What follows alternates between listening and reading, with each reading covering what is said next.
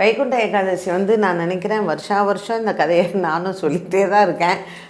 ராஜ் டிவியிலேருந்து என்னை பார்க்குறவங்களுக்கு இந்த கதை பழசாக இருக்கும், மறந்துருக்கலாம். சில பேர் எழுதி வச்சுக்கிறேன்னு வேறு சொல்கிறீங்க. புதுசாக பார்க்குறவங்களுக்கு இந்த கதை இந்த அதாவதுமா ஒரு மாதத்தில் வந்து பார்த்திங்கன்னா 2 ஏகாதசி வரும். வளர்பிறையில் ஒன்று, தேய்பிறையில் ஒன்று. ஸோ சுக்லபக்ஷ ஏகாதசி, கிருஷ்ணபக்ஷ ஏகாதசி. 11ஆவது நாள் நம்ம உணவு அதிகம் சாப்பிடக்கூடாது. ஸோ இந்த ஏகாதசி திதியில் இப்போ வந்து பார்த்திங்கன்னா சும்மாவானா இந்த ஃபாஸ்டிங்கு, இந்த டயட்டிங்னு என்னென்னவோ சொல்கிறாங்க.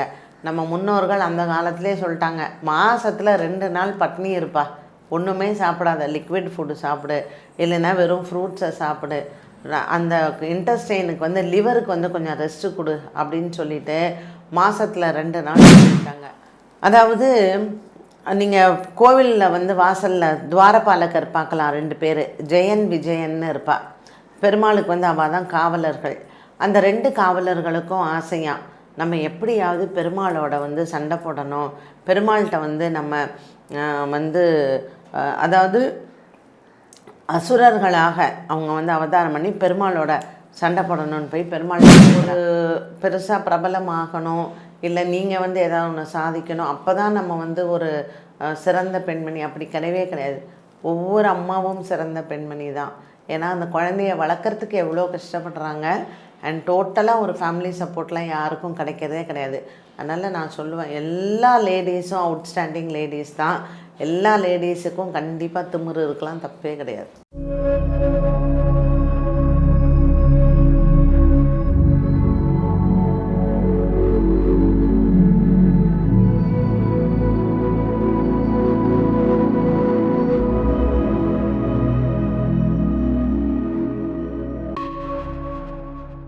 ஆன்மீக பரிகார நேயர்கள் அனைவருக்கும் அன்பான வணக்கங்கள். இன்னைக்கு நம்ம யாரை சந்திக்க வந்திருக்கோம் அப்படின்னு பார்த்தீங்கன்னா, அஸ்ட்ராலஜர் பாரதி ஸ்ரீதர் மேடம் தான் சந்திக்க வந்திருக்கோம். வணக்கம் மேம். வணக்கம் ஸ்ரீவித்யா.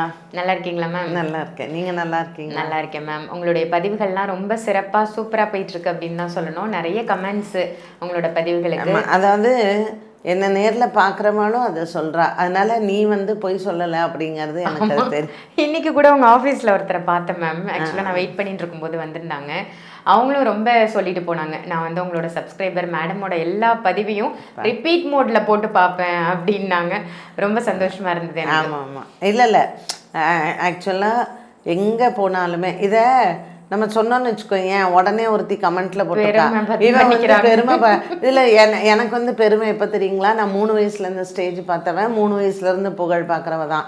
ஸோ நாங்கள் அந்த லேடி எனக்கு யாருன்னு தெரியல, அவங்க வந்து தயவு செஞ்சு என்னை நேரில் கூட வந்து பார்த்து என்கிட்ட கமெண்ட் அடிக்கிறதுன்னு அடிக்கலாம். நாங்கள்லாம் வந்து எந்த விதமான சப்போர்ட்டும் இல்லாமல், அதுவும் இந்த மீடியா ஃபீல்டில் எவ்வளவோ அசிங்கெல்லாம் பட்டு என் கூட இருந்தவங்களுக்கு தெரியும் நான் எவ்வளோ இது பண்ணியிருக்கேன், நான் எவ்வளோ கஷ்டப்பட்டு இந்த நிலைமைக்கு வந்திருக்கேன் அப்படின்ட்டுன்னு. அதனால் கண்டிப்பாக என்னை யார் கமெண்ட் பண்ணிங்களோ நீங்கள் எழுதி வச்சுக்கோங்க. எனக்கு திமிரு இருக்கும், நான் வந்து கண்டிப்பாக பெருமையாக தான் நான் பேசுவேன். எந்த ஒரு லேடியுமே அவங்க தனியாக சாதிச்சாங்கன்னா அவங்க பெருமைப்படுறதுலையோ திமிரு இருக்கிறதுலையோ தப்பே கிடையாது. ஏன்னா எல்லா ஃபீல்டுமே வந்து பார்த்திங்கன்னா ஒரு மேல் டாமினேட்டட் ஃபீல்டு தான் நம்ம இந்த சொசைட்டியை பொறுத்த வரைக்கும். அதில் ஒரு லேடி வந்து ஒரு அவுட்ஸ்டாண்டிங்காக வரணும், ஒரு 10 பேருடைய ஒரு இதை சம்பாதிக்கணும் அப்படின்னு சொன்னால் அது ரொம்ப கஷ்டமான ஒரு விஷயம். தெய்வ அனுகூலம் இல்லைன்னா முடியாது, குரு அனுகூலம் இல்லைன்னா முடியாது, பப்ளிக் சப்போர்ட் இல்லைன்னா முடியாது. அதில் நாங்கள் பெருமைப்படுறதுலையோ இல்லை நாங்கள் எங்களையே பெருமைப்படுத்தி பேசிக்கிறதுலையோ உங்களுக்கு என்னங்க நஷ்டம்? அப்படி ஒரு கமெண்ட்டை நீங்கள் போட வேண்டிய அவசியமே கிடையாது. ஒன்று எனக்கு ரொம்ப தெரிஞ்சவங்க நான் எங்கேயாவது என்னை பிடிக்கலை அப்படிங்கிற ஒரு விஷயத்தில் அந்த கமெண்ட்டை போட்டிருக்கணும். ஏன்னா யாரோ கமெண்ட் பண்ண நமக்கு தெரில, 10 கமெண்ட் ரொம்ப நல்லா வரும், அதில் யாராவது ஒருத்தர் நடுவில் இந்த மாதிரி போடுவாங்க. நான் அதை பற்றியெல்லாம் கேரே பண்ணுறதில்லன்னு வச்சுக்கோங்களேன். உங்களுக்குமே சொல்கிறேன், நான் வீட்டில் இருக்கிற லேடிஸ்க்குமே சொல்வேன், நீங்கள் வந்து ஒரு பெருசாக பிரபலமாகணும், இல்லை நீங்கள் வந்து ஏதாவது ஒன்று சாதிக்கணும், அப்போ தான் நம்ம வந்து ஒரு சிறந்த பெண்மணி. அப்படி கிடையவே கிடையாது. ஒவ்வொரு அம்மாவும் சிறந்த பெண்மணி தான். ஏன்னா அந்த குழந்தைய வளர்க்குறதுக்கு எவ்வளோ கஷ்டப்படுறாங்க. அண்ட் டோட்டலாக ஒரு ஃபேமிலி சப்போர்ட்லாம் யாருக்கும் கிடைக்கிறதே கிடையாது. அதனால் நான் சொல்லுவேன், எல்லா லேடிஸும் அவுட்ஸ்டாண்டிங் லேடிஸ் தான். எல்லா லேடிஸுக்கும் கண்டிப்பாக திமிரு இருக்கலாம், தப்பே கிடையாது.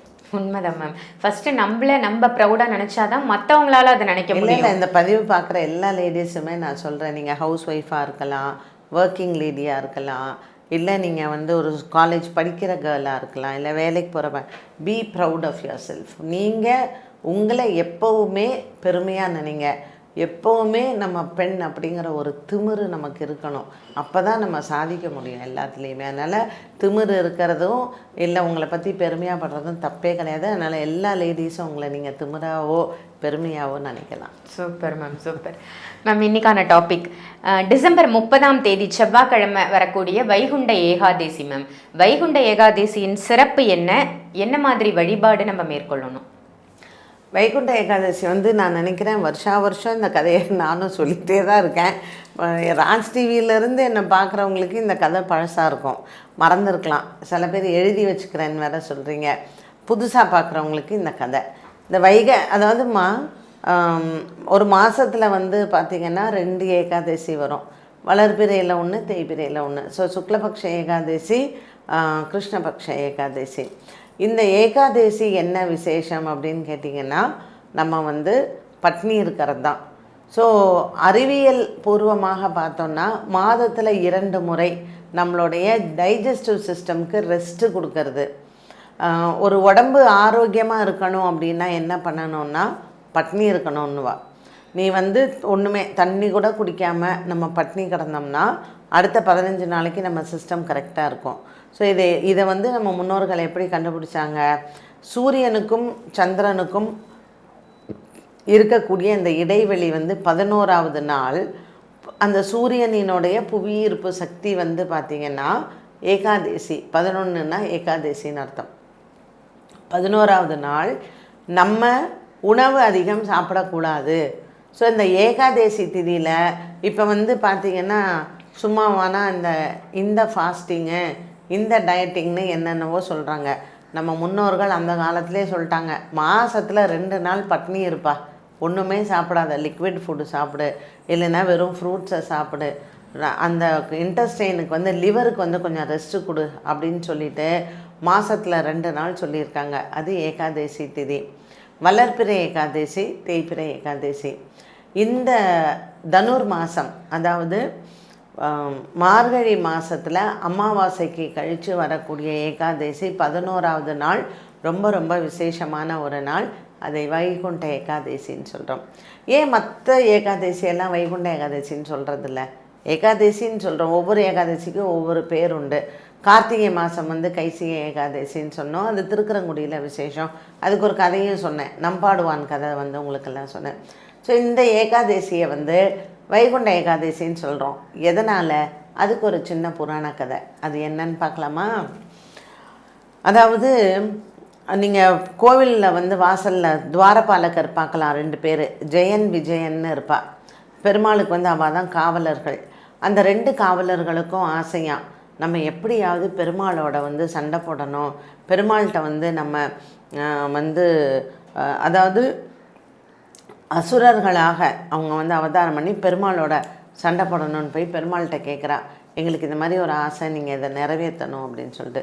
உடனே பெருமாளும் என்ன பண்ணார், சரி நீங்கள் 2 அசுரர்களாக நீங்கள் வந்து அவதாரம் எடுங்கன்னு சொல்கிறார். இதுங்க போய் தேவலோகம், மற்ற லோகம், இந்திரலோகம் எல்லாத்துலேயும் போய் ரொம்ப துவம்சம் பண்ண உடனே பெருமாள் வந்து போர் புரியறதுக்கு ரெடியாக இருக்கார். ஸோ இவன் 2 பேரோடையும் சண்டை போட போகிறார். ஸோ சண்டை போட்டு என்ன பண்ணுறா, பெருமாள் வந்து ரொம்ப டயர்டாகிடுறார். அடப்போ இவங்களோட சண்டை போடுறதுக்கு எனக்கு தூக்கம் வருதுன்னு சொல்லிட்டு ஒரு குகைக்குள்ளே போய் பெருமாள் படுத்துன்றார். அவர் நல்லா தூங்குறார். அப்போ தூங்குறச்சே இவங்க 2 பேரும், இந்த ஜெயன் விஜயன் ஆகிய 2 பேருமே அசுரர்கள் வந்து பெருமாளை வந்து வதம் பண்ணுறதுக்காக சண்டை பிடிக்கிறதுக்காக வரச்சே பெருமாளை வந்து பெருமாளுக்காக போய் ஒரு பெண் உருவம் எடுத்து அவருடைய வலது காதில் இருந்து அந்த பெண் வந்து போனாலாம். அந்த பெண் உருவம் எடுத்து அந்த பெண் போய் சண்டை போட்டு அந்த அசுரர்களை வந்து வீழ்த்திடுறா. அப்போ பெருமாள் வந்து முழிச்சு பார்க்குறார். அப்போ ஜெயன் விஜயன் 2 பேருமே என்ன சொல்கிறா, அவளுக்கு மோட்சத்தை கொடுக்குறார், வைகுண்ட வாசத்தை கொடுக்குறார்.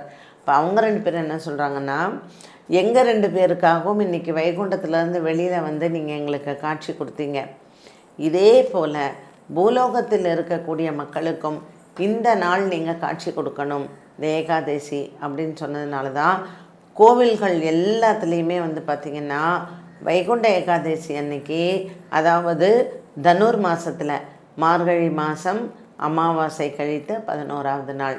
ஸோ பெருமாள் வந்து வைகுண்ட வாசல் திறந்து வெளியில் வந்து பக்தர்களுக்கு காட்சி கொடுக்குறார்.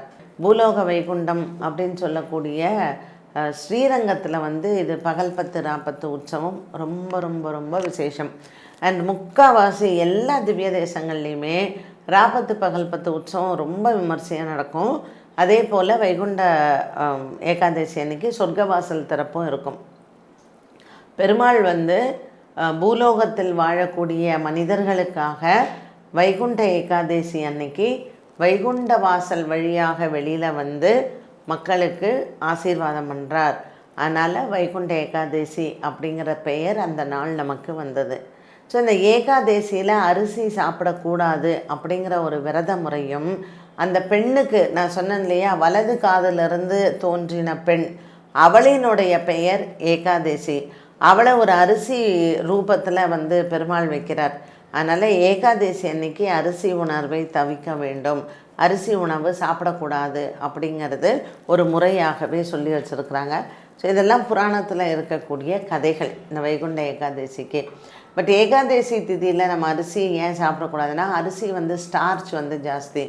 ஸோ அது வந்து ஜீரணம் ஆறுது, இல்லை வெயிட் போடுறது, இதெல்லாம் நமக்கு அதிகமாக இருக்கிறதுனால இந்த ஏகாதசி திதி இந்த 2 நாளுமே நம்ம எதுவும் சாப்பிடாத நீர் ஆகாரம் சாப்பிட்டு, இல்லை வெறும் ஃப்ரூட் சாப்பிட்டோம் அப்படின்னு சொன்னால் நம்மளுடைய உடல் ஆரோக்கியம் நன்றாக இருக்கும். தேவையில்லாத நம்ம இந்த ஒபிசிட்டி, ஊழச்சதை இதெல்லாம் வந்து போடாது. ஸோ ஏகாதசி விரதம் இருக்கிறது மகாவிஷ்ணுக்காக.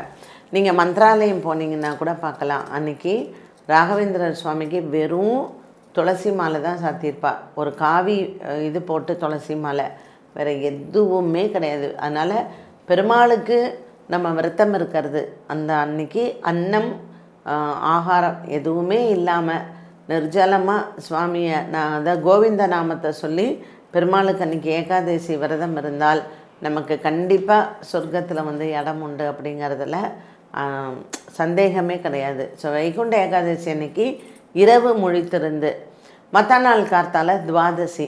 ஸோ துவாதசி வைகுண்ட ஏகாதசிக்கு என்ன பெருமை உண்டோ அந்த பெருமை துவாதசிக்கும் உண்டு. ஸோ துவாதசி அன்னைக்கு கார்த்தால சூரியன் உதிக்கிறதுக்கு முன்னாடியே வந்து பார்த்திங்கன்னா அந்த துவாதசி பாரணன்னு சொல்கிறது, பாசிப்பருப்பு, சுண்டக்காய், நெல்லிக்காய் இது எல்லாமே துவாதசி அன்னைக்கு சேர்த்துப்பா. ஏன்னா ஏகாதசி அன்னைக்கு கொலைப்பட்டினி கடந்து ஒன்றுமே சாப்பிடாத இருக்கும் இல்லையா. அதனால் மற்ற நாள் கார்த்தால நமக்கு அந்த வயிறு வந்து ஜீரண சக்தியை வந்து கொஞ்சம் ஸ்லோவாக தான் வந்து டைஜஸ்ட் ஆகும். அதனால் இந்த ரொம்ப ஹார்டாக இருக்கக்கூடிய ஃபுட்டை அவாய்ட் பண்ணுறது. ஸோ பாசிப்பருப்பு, நெல்லிக்காய், அதே மாதிரி அகத்திக்கீரை இதெல்லாம் வந்து ரொம்ப சாஃப்ட் ஃபுட்டு, ஈஸியாக ஜீரணிக்கக்கூடியது, உடலுக்கும் நல்லது. அதனால் துவாதசி அன்னைக்கு இதான் சாப்பிடணும். சூப்பர் மேம், ரொம்ப சிறப்பு.